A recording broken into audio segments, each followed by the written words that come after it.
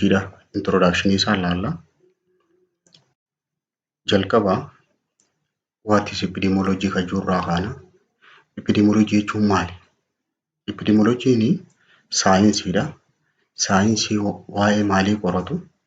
It is study of frequency, distribution and the determinant of disease. Epidemiology kun wanti inni qoratu frequency dhukkubaa hangam takka deddeebi'aa dhukkubni tokko, distribution isaa hangam takka faffaca'ee jira, akkasumas determinantii dhukkubaa, ibsituulee dhukkubaa, akkasumas and other health related condition in population. Hawaasa tokko keessa wantoota fayyaa wajjin wal qabatan kan jiru kana guutumatti faffaca'insa isaa, reetii isaa kan qoratu epidemiology jedhaniini. Frequency jechuun maali? Frequency kan inni agarsiisu lakkoo isaa agarsiisa. This is show epidemiology to be mainly quantitative science. Epidemiology waa'ee frequency dhukkuba tokkoo hamma inni deddeebi'u qorata yeroo jennu saayinsii lakkoo isa dhukkubaati. It measure frequency of disease using deddeebiinsa dhukkubaa kana maaliin qorata? Tooftaan inni fayyadamu tokkoffaa morbidity rate fayyadamu. Morbidity rate jechuun hamma reetii dhukkubni suni hospitaala nama ciibse. Quantify occurrence of illness dhufaatii dhukkubaa qorata. Sani lakkaawa and mortality rate akkasumas occurrence of death hangam takka nama ajjeese dhukkubni kun. Hanga inni nama ajjeesee fi hanga inni deddeebi'e hanga inni nama hospitaala ciibse frequency jedhaniini. Distribution jechuun faffaca'insa jechuudha. This is refers to disease distribution in terms of geographical faffaca'insa dhukkubaa geographical area daangaa kanaa fi kanatti biyya tanaa fi tanatti hangana faffaca'ee jira. Akkasumas seasonal distribution. Seasonal distribution yeroo jennu waqtiilee akkanaa kanatti dhukkubni kun hangana baay'ata. Types of person most affected or least affected. Gosa namaa kan hedduminaan miidhamuu fi akkasumas kan hedduu hin miidhamne. Fakkeenyaaf for instance certain age group ijoollee irra baay'ataa fi ga'eessa irra baay'ataa, dubartoota irratti, dhiira irratti jedhee faffaca'insi dhukkuba kanaa kan qoratu. Determinant yeroo jennu maali? Determinant jechuun agarsiiftuulee jechuudha. These are the factor which determine whether or not a person will get disease. Carraa wantoota namni tokko dhukkubaan qabamuu ni danda'a yookaan immoo qabamuu hin danda'u jechuudhaan itti ibsinu. In other words, causative factor of disease jedhanii determinantii kana. Wantoota dhukkuba nama qabsiisuu danda'an jedhanii determinantii kana agarsiistuu. Historical background in epidemiology akkam ture? Seenaan dubbii epidemiology dha. Although epidemiological thinking has been traced to time of Hippocrates. Yeroo jaarraa shanaffaadhaa keessa yeroo sanii epidemiology kana yaadni isaa gaafa sanii gaafni inni eegalame. The discipline did not flourish until 1940. Garuu qajeelfamni isaa kun hojiirran oolle hanga bara 1940 gahutti. Hippocrates displayed Hippocrates akkam jeeti ibse extraordinary awareness of impact of environment and behavior on personal well-being. Fayyummaa namaa irratti dhiibbaa naannoodhaa fi amalli namtichaa fayyaa isaa irratti qabu ibsee ture. He identifies forces that epidemiology today recognize as major determinant of human health jedhanii wantoota fayyaa nama tokkootiif murteessoo ta'an jedhanii akka isaan yeroo ammaan tanaa kana adda baafataniif dhiibbaa godhee ture inni kun Hippocratesiin kun. John Grant namni jedhamu he was first to quantify pattern of birth, death and disease occurrence. Jalqaba namni galmeessuu eegale isa. Namni lakkoofsa dhaloota nama dhalatee kan nama du'e akkasumas lakkoofsa dhukkubaa. Noting male female disparity adda addummaa dhiiraa fi dubartii gidduutti inni qabu. High infant mortality dhukkuboota baay'inaan daa'imman ajjeesan. Urban rural difference adda addummaa baadiyyaa fi magaalaatti dhukkubni kun qabu. Seasonal variation adda addummaa waqtii irratti dhukkubni kun qabu isa namni jalqaba galmeesse. Lindi namni jaamu bara 1747tti used experimental approach. Experimental approach yaalii fayyadameeti qorannaadhaan. To prove cause of scurvy ka'umsa dhukkuba scurvy jaamu kani hanqina vitamin C irraa nama dhufu sanii qorannaadhaan it could be treated effectively with fresh fruit. Fresh fruit fayyadameeti muduraalee fayyadamee wantoota akka burtukaanaa kana fa'aa fayyadameeti guutumaa guutuutti wal'aanamuu akka danda'amu yaaliidhaan mirkaneesse. John Snow namni jaamu English physicianidha. Formulated in the testis hypothesis yaada tokko lafa kaayee qorannaa irra gaggeesse. Concerning origin of epidemic of cholera in London. Ka'umsa dhukkuba koleeraadhaa London keessatti taasise. Ka irratti yaada dhiyeesse. Yaada qorannaadha. Namni William Farr jaamu bara 1839tti took responsibility for medical statistics Englandidhaa fi Wales keessatti magaalota kana keessatti itti gaafatamummaa fudhate. Statistics medikaala keessatti jiraachuu qabu. He extended epidemiological analysis of morbidity and mortality data. Ragaalee walitti qabame kani nama dhukkuba kanaan qabamee fi nama dhukkuba kanaan du'e. Looking at effect of marital status, occupation fi altitude effect kana lama sadeen irratti xiyyeeffatanii namni fuudhee jiruu fi kan fuudhin akkamii hojii irratti hoo akkasumas ol ka'iinsa lafaa altitude wal qabatee dhukkubni kun daataansaa eessatti irra hedduudha kaju. Use of epidemiology. Epidemiology kana maaliif fayyadamna? Wanni fayyadamnuuf tokkoffaa to make community diagnosis. Haala hawaasa tokkoo adda baasuudha. Epidemiology help to identify and describe health problem in community. Faayidaan barnoota kanaa rakkoolee fayyaalaa adda baasuudhaa fi ibsuudha hawaasa keessatti. Fakkeenyaaf prevalence of anemia heddumminni hanqina dhiigaa parsantii hangana. Nutrition status of children hanqinni parsantiin reetiin yookaan faffaca'insi hanqina nyaataa hawaasa kana keessatti hangana. Inni lammaffaa to monitor continuous change of health. Hordofiidhaaf jijjiirama fayyaa irra dhufu jiru kana hawaasaan keessatti. Fakkeenyaaf vaccination tokko kennanii talaalliin kun hangam takka bu'aa buufte. The effect of vaccination. Effects of nutritional supplement. Nyaata dabalataa kennuun kun hangam takka jijjiirama fiddee hordofuudhaaf faayidaan epidemiologiidha. Inni sadaffaadha to practice surveillance for specific disease. Daftee dhukkuba lafaa ka'e tokko to'achuudhaaf qorannaa saffisaa gaggeessuudhaaf si gargaara. In order to able to act quickly, so cut short any outbreak. Dhukkuboota bifa weeraraatiin ka'e tokko daftee yeroo gabaabaa keessatti faffaca'insa isaa kana dhaabuudhaaf si gargaara. To investigate outbreak of communicable disease. Dhukkuba daddabraa ka'e tokko sababa isaa baruudhaaf si gargaara. Analyze reason for it. Sababa inni kun ka'eef. Plan feasible remedy wantoota dawa jedhamu yeroo gabaabaa keessatti karoorsuu akkasumas carry it out hojiirra oolchuudhaaf. Monitor effects of remedy on outbreak akkasumas bu'aa wanni ati dawa jette sun dhukkuba kanarratti fiduu jirtu adda baasuudhaaf. Faayidaan epidemiologiidhaa kan biraa to plan effective health service tajaajila fayyaadhaa kan guutuu ta'e kennuudhaaf karoora baasuudhaaf si gargaara. Effective service tajaajiloota bu'aa buusan akkasumas intervention hojiilee hojjetamu. Remedy akkasumas dawaalee. All depending on accurate community data.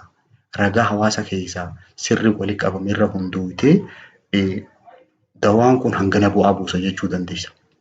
Scopes of epidemiology. Epidemiology kun xiyyeeffannaan isaa maali? Originally ka'umsi isaa gaafa jalqabaa maal ture epidemiology kun? Concern with epidemic. Dhukkuboota lafaa ka'an keessaa communicable disease dhukkuboota daddabraadhaa fi epidemic investigationidhaaf qorannaa dhukkuboota tatamsa'aniiti kan inni irratti xiyyeeffatu. Garuu maantan re-emergingidhaa jira. Duraan infectious disease qofarratti dhukkuboota daddabraa qofarratti xiyyeeffataa turan.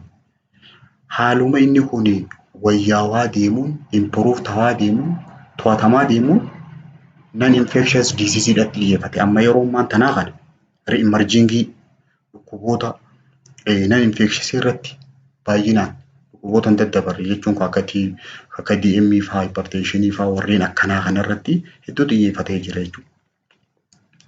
Later it was extended to endemic communicable disease and non-communicable disease. Duraan gaa communicable irra ture jenne epidemic irra. Amma garuu gara endemic'itti dhukkuboota to'ataman. Endemic yeroo jennu dhukkuboota daddabraa tahee kan naannawa san keessa baramaa ta'e. Dhukkuboota kanarratti xiyyeeffachuu eegalee amma dhiheenya kana garuu non-communicable irratti.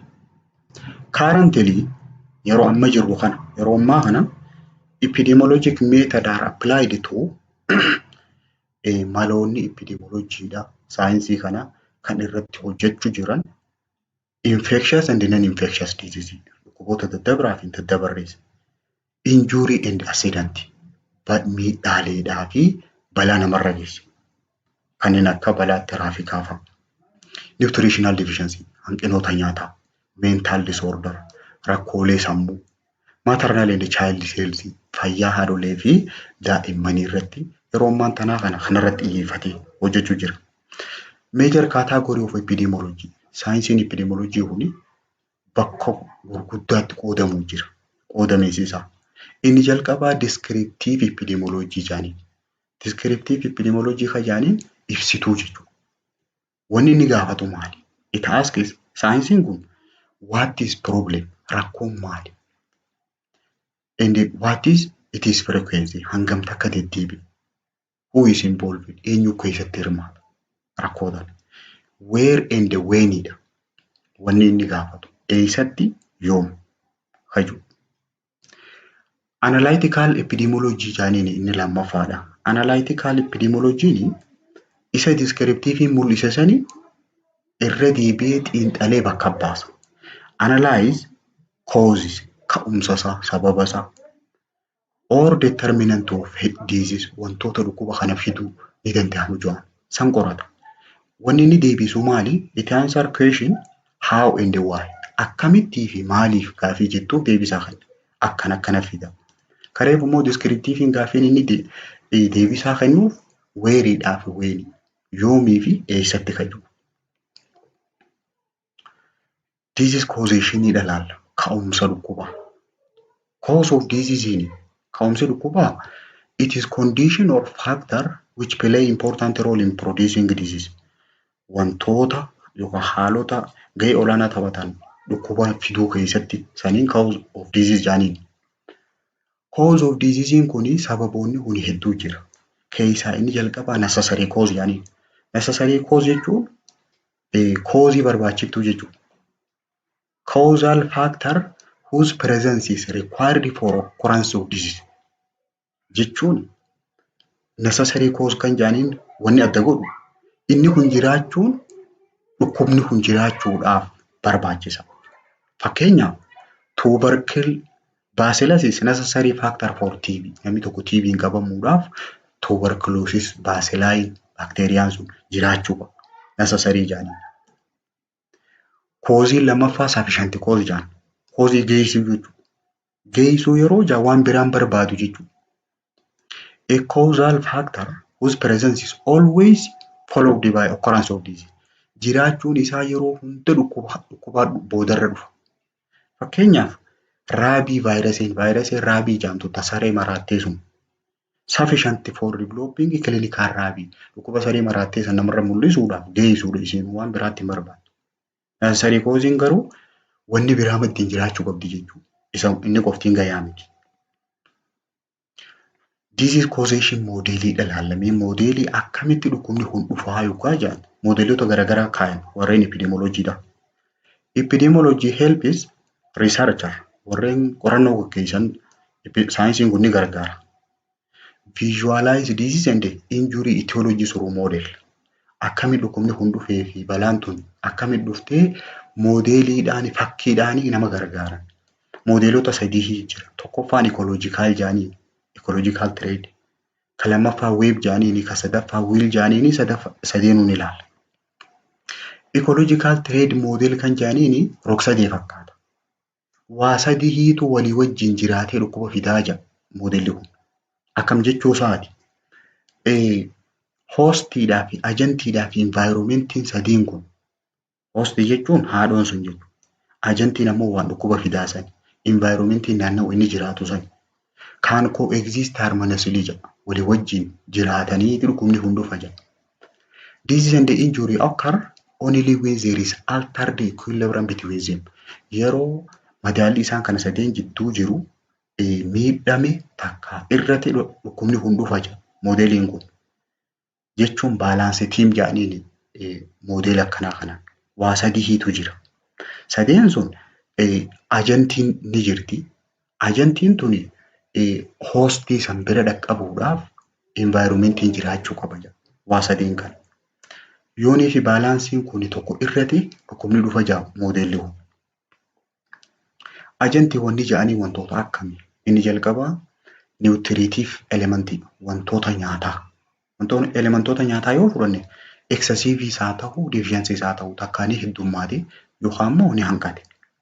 Keemikaal ajantii fa'aa ta'uu danda'a. Wantoota akka summii jechuudha. Pooyizinii kaarboon monoksaayidii fa'aa. Fiizikaal ajantii wantoota qaamaa nama tuquu danda'an qaamaan kanneen akka raadiyeeshinii fa'aa carallaa ifaa fa'aa. Infekshiyas ajantii fa'aa wantoonni akka pirootozoaa fa'aa vaayirasii fa'aa. Isaannen kun ajantii jala ramadaman. Hoostiinuu yoo haadhoon tuni jenetiksiinsii sanyiin isii sassabtabilii taate saaxilamtu. Eejiisiin takkaa seeksiin isii takkaa saallee yookaan umriin. Fiiziyooloojik isteetiin amma dhukkubni kun itti dhufuudha. Pireeginaantii fa'aa yoo taate ulfa puubaritii fa'aa yeroo sadarkaa saallammeessoo fa'aa keessa jirtu. Istireesii fa'aa yoo qabaate namni kun cinqamu yoo jiraate. Immunoloojik kondiishiniin haadhoo sanii maas immunaayizeeshinii fa'aa fudhachuudhaa fi dhabuu fa'aa. Human biheevariin maas amala namaa. Haayijinii qulqullina eeggachuu irratti ismookingii fa'aa alkoolii fa'aa dhuguu.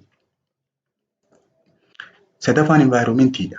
Envaayiroomantii yeroo jennu baayoloojikaal envaayiroomantii ni jalqabaa. Baayoloojikaal envaayiroomantii jechuun naannawa waan jiraataa sana.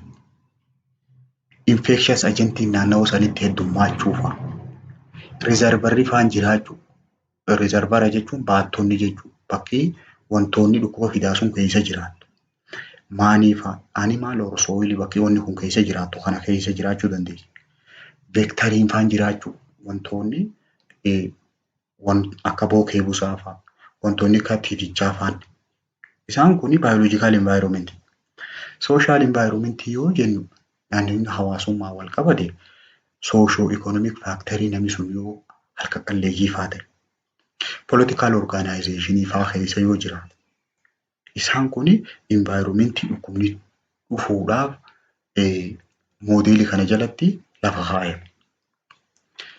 Fiizikaal envaayiroomantiidhaa jira. Envaayiroomantii qaama namtichaa irratti dhiibbaa fidee dhukkuba fa'aa fiduu dandeessu. Hiitiin fa'aa, laayitii, hiitiin oowwaa, laayitiin ammoo ifaa, watariidhaa fi eerii fa'aa. Kan biraa industiriyaal weestiidha. Xuraawaalee warshaalee keessaa bahu. Keemikaala ajantuuf ol kaa'inni. Wantoota keemikaala gosa hundaa'u indoor air pollution. Faalama qilleensaa yooniif saaxilamti. Bakka qilleensi faalamaadhaa keessa. Moodelii lammaffaadhaa weeb koozeeshin moodel jedhaniin. Weeb jechuun mana saapaphuudhaaf fakkaata. It is responsible to idea of non-infectious disease having no unique agent. Kun moodelli kun amma dhukkuba wanni fidaa waan takka qofaa miti waa hedduudhaatiitu waliin dhufee dhukkubni dhufa jedha. There is no single cause jedha. Cause of disease are interacting jedha. Walii wajjin wal gargaaranii dhukkubni dhufa jira. Fakkeenyaaf diziizii walakkaasan jira. Asiin jiinii jira sanyii namtichaa. Feenotaayipii hanqina jiinii keessa jirtu. Animaal human interaction namaa fi beeyladaa fa'aa waliin dhufee irraatti dhufe.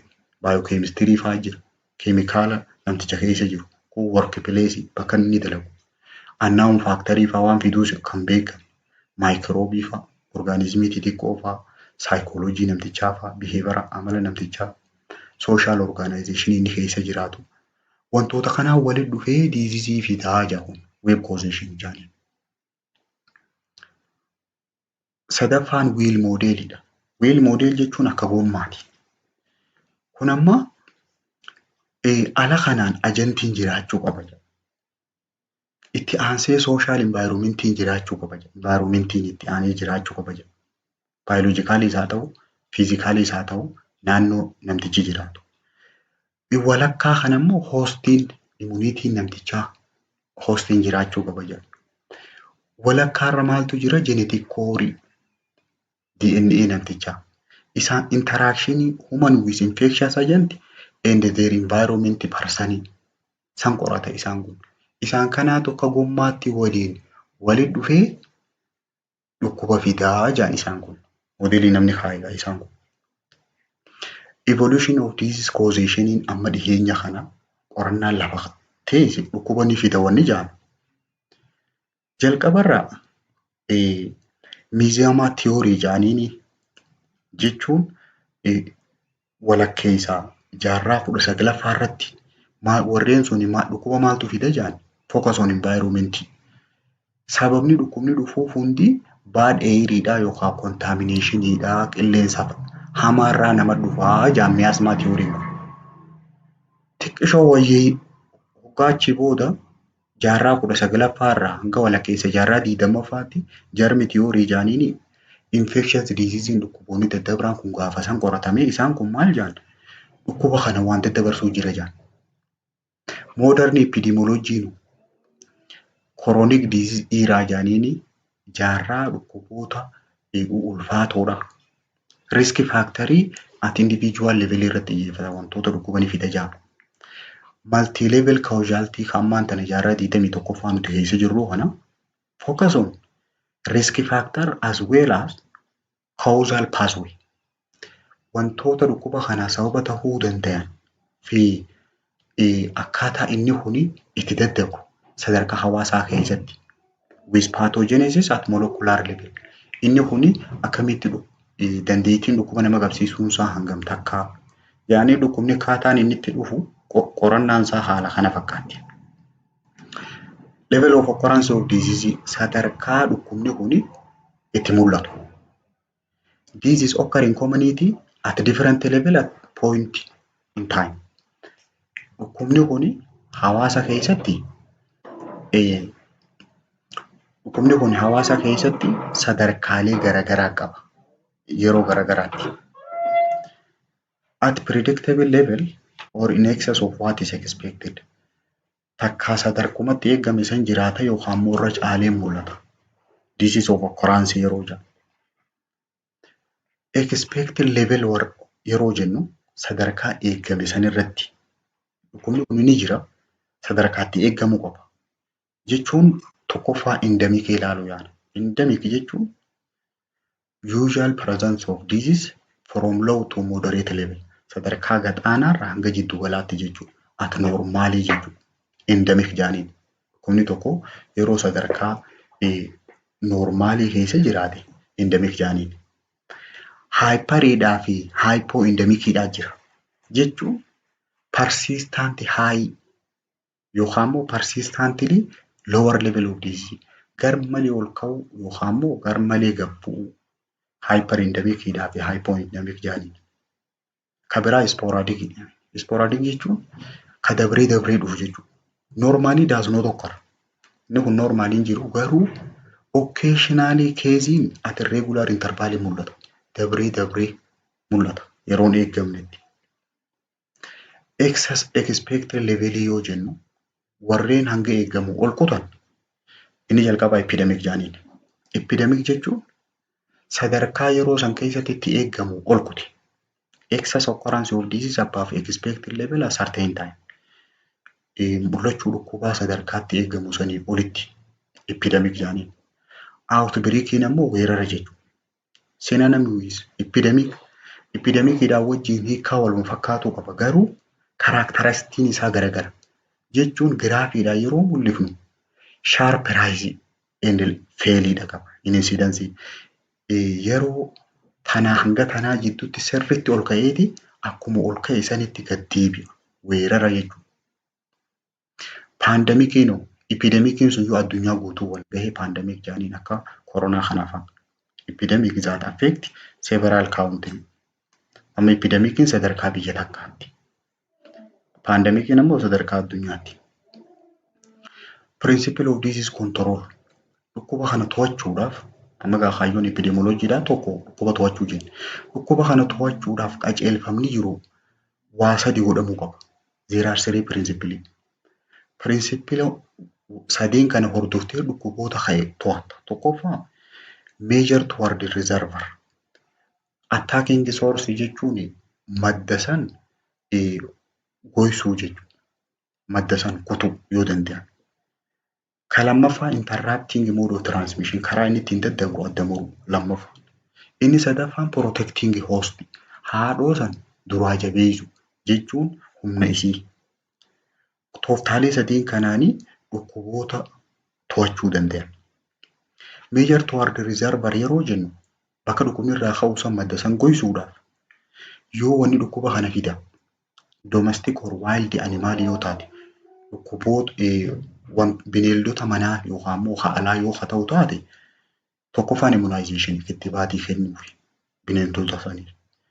Distract infected animal bineensota dhukkuba kanaan qabame san balleessu fakkeenyaaf raabii fa'aa saree maraattee fa'aa dhukkuba saree maraattee fa'aa yoo saree qabe saree hundas ni fixan. Ta'an immoo talaallii kennaniif. Yoo namni haadhoo dhukkuba kanaa ta'e reservarrii yoo nama ta'e inni tokkoffaa isolationidha. Isolation jechuun kophaa baasu. Separation of infected person from other for period of communicability yeroo inni daddabru san keessa nama dhukkuba kanaan qabame nama kaan irraa adda baasu. Tooftaan biraa treatment mass treatment nama hunda bakka takka wal'aanu.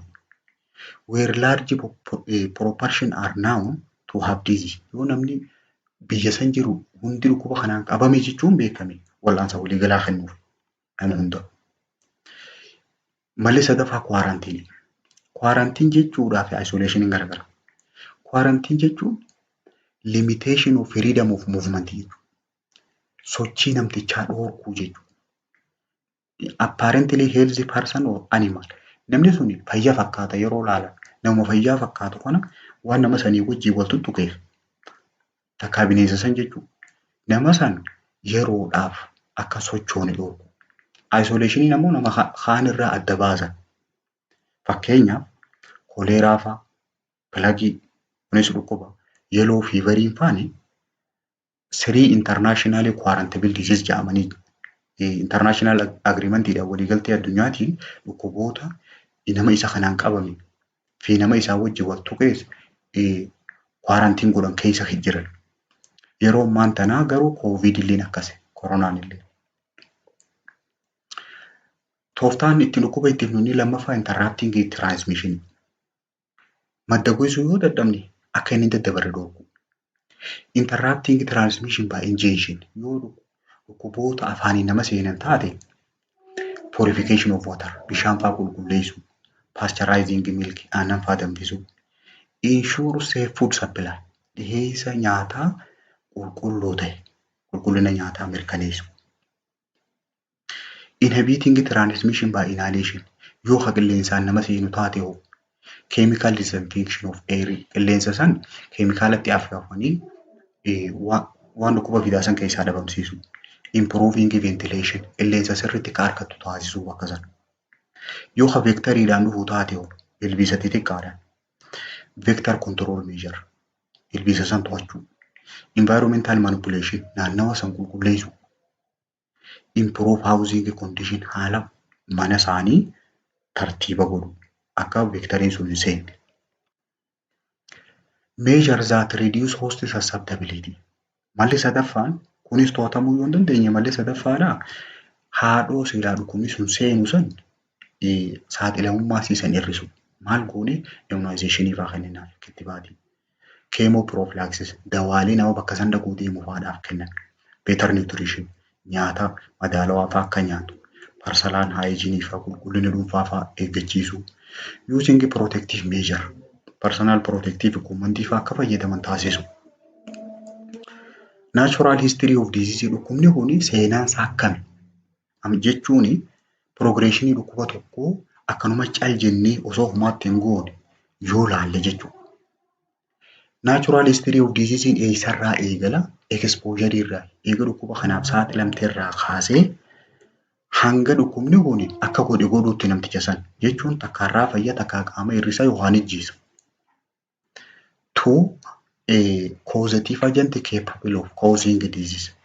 Natural history kana gaafa duraanii akkam godhaa turani namoota dhukkuba wal fakkaataadhaan qabame tokko biraa wallaananiiti kaan ammoo kan inni godhe laalan jechuudha. Natural history of disease akkamitti qoratamaa dhufee inni kun seenaa hedduu qaba. Stage of natural history dhukkubnummaan fedheewuu sadarkaalee inni keessa dabru sadarkaa afur qaba. Sadarkaan jalqabaa isteejii susceptibility sadarkaa saaxilamummaati. Isteejiin itti aantu pre-symptomatic disease osoo mallattoo sirratti mul'ifne dura sadarkaa jirtu. Sadarkaan itti aantu sadarkaa mallattoo sirra mul'isu clinical disease. Sadarkaan xumura stage of disability takkaa qaama sirrisa yookaan ijjeessa yookaan ifajjita. Sadarkaalee afran kana keessa dabra. Amma daanaan kun maal si agarsiisa? Stage of susceptibility namni tokko sadarkaa saaxilamummaa keessa jira. Yeroo sanitti exposure yeroo dhufe wanti dhukkuba fidaa sun ni seenti jechuudha. Kana booda inni keessa seene kun mallattoo osoo irratti mul'ifne garuu yoo laaboraatoorii fa'aa laalan keessa ni mul'ata. Stage of subclinical jedhanii. Hoggaanii fi subclinicalii kanarra achi dabre onset of symptoms mallattoon irra mul'achuu eegalti. Stage of clinical disease jedhanii. Yeroon kun yeroo diagnosisiiti gaa hedduminaan yeroo namni tokko dhukkuba qaba jedhamee itti adda baafamu yeroo kana. Yeroo sadarkaa kana bira dabre takka stage of recovery seena takka ni fayya yookaan immoo qaama hir'isaa yookaan ijjeessa jechuudha. Stage of susceptibility yeroo jennu disease has not yet developed dhukkubni keessatti hin guddanne garuu ground work has been laid jalarraa itti hojjechuu eegalee jira dhukkubni kun qaama keessa jira. Factors that favor disease occurrence is present. Wantoota dhukkubni kun barbaaduutu jira jechuun namtichi kun saaxilama. Fakkeenyaaf unprotected sexii fa'aa godha, sexual activity fa'aa godha akkanuma nama argee wajjin. Takka immoo namni kun talaallii hin fudhanne unvaccinated children fa'aa, smoking fa'aa, aarsa sigaaraa fa'aa sadarkaa saaxilamummaa jechuudha. Stage of pre-symptomatic yookaan subclinical stagein jedhaman. Pathogenic changes start to occur. Dhukkubni sun keessa seeneeti qaama isaa keessa jijjiirama tokko tokko fidu jira garuu mallattoon irratti mul'atu. No manifestation. Can be detected by special test. Qorannaa addaatiin yoo qoranne garuu irra mul'achuu dandeenya. Sadarkaan tuni takka sadarkaa lamatti ichi dabarti. Lead to clinical stage or recovery. Takka mallattoo irra mul'isa yookaan osoo mallattoo irratti mul'ifne fayyuu danda'a namtichi. Fakkeenyaaf detection of antibody against HIV. Nama HIV qabu fa'aa keessatti ni mul'ata yeroo kan antibodiin isaa. Ova of intestinal parasite yoo dhimarrimaan isaa keessa maxxantuu hin jiraatte ovaan sagaraa fa'aa keessatti fincaan fa'aa keessatti ni mul'ata. Isteejiin sadaffaadhaa stage of clinical jechuun manifestii qaba jechuun mallattoolee saayiniidhaan simbatamii qaba. The clinical stage of different diseases differ in duration, severity and outcome. Asirra wanni si galuu qabu dhukkuboonni hundi namaa namatti sadarkaa mallattoodhaa garaagaraa qaban. Dureeshinii isaatii hanga namarra turuus, hanga nama cimuus, outcome isaallee namaa namatti adda adda akka inni nama godhuus. Clinical stage of different diseases differ in duration, in severity, in outcome. Sadeenu hanga inni namarra turuus. Fakkeenyaaf nama lama dhukkubni wal fakkaataa yoo qabe hangi inni irra turee mallattoo irra mul'isuus. Hangi inni mallattoon isaatu irra turtuus. Hangi inni itti cimulleen booda akka inni godhullee nama garagara. Jechuun indi appiin isaa xumurri isaa recoveryidha ta'amu ni fayyamu. qaamaa hir'atamuu ni du'a. Isteejiin afuraffaa stage of disability or deathidha. Takka qaama hir'isa yookaan ajjeesa. Disability jechuun limitation jechuudha. Hir'isuu jechuudha takka danquu person activity sochii namtichaa san hojii namtichaa dhorku. Fakkeenyaaf tiraakooma may cause blindness. Namni tokko yoo tiraakooma qabame ijji isaa ni baddi. Menenjaayita siinu namni infilaameeshinii menenjiitii yoo qabame takka ija basa yookaan immoo gurra duucha yookaan ajjeesa jechuudha. Isteejii xumuraati. Amma gaa sadarkaalee dhukkuba kana itti ittifamu level of disease prevention jedhanii sadarkaalee dhukkubni itti ittifamu sadarkaa sadii jira. There are three level at which diseases are prevented. Sadarkaa sadiitti dhukkubni kun ittifamuu danda'a. Isaanis primary, secondary fi tertiary jedhanii. Ittisa jalqabaa kan lammaffaatiif kan sadaffaa jechuudha. Primary prevention kan jedhaniin osoo dhukkubni namarratti hin mul'annee ture. It include all intervention before biological onset of disease. Osoo dhukkubni sun namticha irratti mul'atiin dura wantoota godhaman hundaatu primary prevention jedhama. Kaayyoon isaa maali? Objectiviin isaa to promote health, fayyaa tana dagaagisu, prevent exposure, akka dhukkuba kanaan hin saaxilamne ittisu fi prevent disease, dhukkuba kana ittisu. Primary prevention osoo dhukkubaan hin qabamne dura. Health promotion faan as jalaga. Fayyaa namticha tokko waa'ee fayyaa isaanii barsiisu hawaasa. Health promotion jechuun generally non-specific intervention wantoota kana godhi fayyamanii miti. That enhance health and body ability to resist against disease. Fakkeenyaaf dhukkubni kun yoo kana goote qaba, dhukkubaa si qaba, waan kana godhin jedhanii dursa himinsa himansanii fakkeenyaaf adequate nutrition faa nyaata madaalawaa faa nyaannu qulqullina faa eeggatu sochii qaamaa faa taasisi hajaan kan osoo dhukkubni hin dhufneen dura. Prevention of exposure dha faayidaan primary prevention dha kaayyoon isaa tokko dhukkuba tokkoof akka hin saaxilamne irraa eegu. Prevention of exposure is designed to avoid exposure. Waan dhukkuba saniin karaarra si baasa firraa eeguudha. Fakkeenyaaf dhukkuboota yaasaa faa qaban diarrheal disease faa firraa ittisuudhaaf safe and adequate waterii faa bishaan qulqulluu dhugi jettaan. Maaliif yoo bishaan qulqulluu dhuguu baatte dhukkuba garaa faa qaba, garaa kaasaa faa. Dhukkuboota parasitic disease faa firraa ittisuudhaaf proper excreta disposal sagaraa fincaan faa sirriitti awwaalamuu faa gorsita. Vector borne disease faa ittisuudhaaf vector control faa ajaja dhukkuboota ilbiisaan daddabaran kan qabu seefa. Dhukkuboota respiratory infection faa to'achuuf proper ventilation faa ajaja mana keessan qilleensi sirriitti haaseenu walitti hin heddummaatinaa faa jetta. Prevention of head injury mataan namtichaa akka miidhamneef motoraan yeroo deemu helmantii faa fayyadamee jettaan. Helmantii wearing during driving yeroo motoraan deeman helmantii waan mataa kaa'atan sana. For prevention of HIV faa firraa ittisuudhaaf kondomii faa fayyadamee jettaan. Kun amma prevention of exposure jedhanii. Prevention of disease dhukkuba ittisuudha. Kun amma expose tahee jira. Namtichi kuni saaxilamee jira. Garuu development of disease dhukkubni kuni keessatti osoo hin guddanneen dura preventive activity under disease primary prevention kana jala ramadaman immunization dha. Gabaabatti prevention of disease dha dhukkuba firraa ittisuudhaaf dhukkubni kanaa kun ni jira. Takka nama dhukkuba san qabu wajji waltu kanaaf maal godhuu qaba immunization. Takka active yookaan passive. Secondary prevention dhukkuba sadarkaa lammaffaa ittisa jechuun amma namtichaan tokkoffaa saniif eeggatu jetteeni ofii eeggan. Kun amma wal'aanu jechuudha. Secondary prevention preventive measure which take place after biological onset. Eega dhukkubni sun irra mul'ate. Garuu before permanent damage. Osoo isa kana garmalee hubin. Ciiseeti wayyaa wajii osoo namticha firran tursiisin dafanii wal'aanu jechuudha. Involves secondary prevention keessa wantoonni jiran maali? Detecting people early detection yeroodhaan who already have disease nama dhukkuba qabu dafanii yeroon arkanii wal'aanuudhaa fi treatism. Early detection dhaa fi treatiidhaatu secondary prevention jala jira. Kaayyoon secondary prevention objective isa to stop disease dhukkuba sana achi dhaabu yookaan slow progression adeemsa isaa samsuu ta'uuf to prevent or limit permanent damage akka inni kuni namticha kana garmalee hin humne akka qaamaan irrifne akka hin ajjeefne godhuuf fakkeenyaaf treatment of patient with trachoma nama trachoma qabu tokko duraan maal jetteeni sirriitti qulqullina fuula keetii eeggadhu jetteeni osoo san hin eeggatiin traakomaan qabe. Kanaaf traakomaan kun akka ija hin bansineef wallaanuu jechuudha. Can prevent further permanent disability of blindness.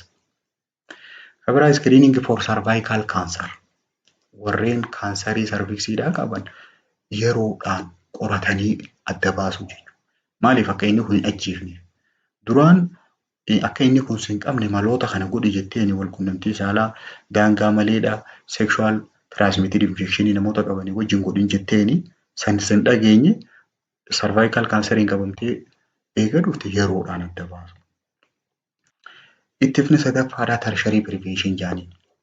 Kun amma namtichi qabamee jira dhukkubaan. It is include after permanent damage. Ciiseetii wayyaa hojii osoo ofirra ciisuuti ijiti baay'ee. Kanaaf maal goota? Kun immoo obsiituma hojii jiraadhu jettaan. It is targeted toward the people. Ittisni kanaa kun namoonni inni irratti xiyyeeffatu warreen chronic diseaseedhaa fi disability qaban dhukkuboota yeroo dheeraaf irra turan akkasumas qaama isaa hir'isanii jiran that cannot be cured kan wallaanamuu hin dandeenye namoota sani. It is needed in some diseases because dhukkuboota garii irratti illee barbaachisa dhukkuboota primariidhaa fi secondary preventioniin kee fail yoo ta'e ijibbaata tertiary preventionii goota.